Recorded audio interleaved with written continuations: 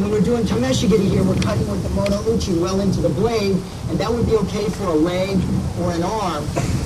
But most of the cuts were not done by sinking the whole sword into it. The possibility of cutting a person in half in combat is not real high for the monsters. Their movement, your movement, what they're wearing. Okay? So these are all things that we want to take into consideration when we're doing things. Then you have a cut from a 45-degree angle from the right and another one from the left, called kesekiru. Sometimes the Japanese guess that you're coming from the other side. You have 45 rising cut, called kiriage, and the same on the other side.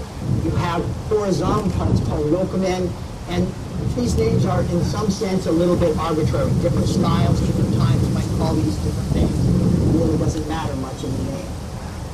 Right? So you also have thrusting movements.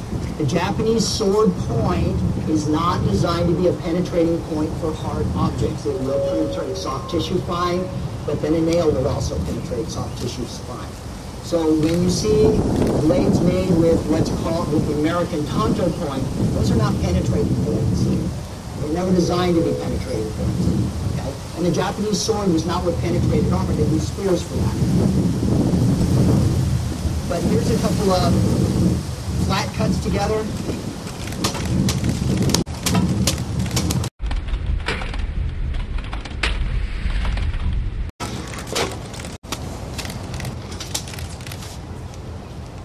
So,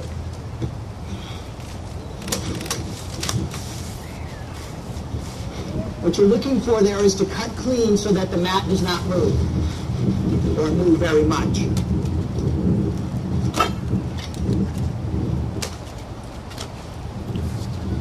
And a lot of this is done by, again, using the body more than the arm to cut with. You can see how my whole body turns, and that's what's powering the blade to cut. Rather than hitting at it or swinging at it like a baseball bat, which you can cut just fine like that, but it leaves you with some difficult situations. Demonstrate a tip cut maybe, or something? Sure. I mean, basically you came through, right? Lethal cut, right? You get in 2 to 3 inches here, you're into the heart and lungs.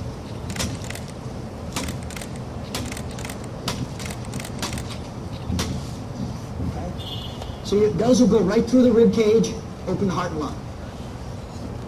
Okay?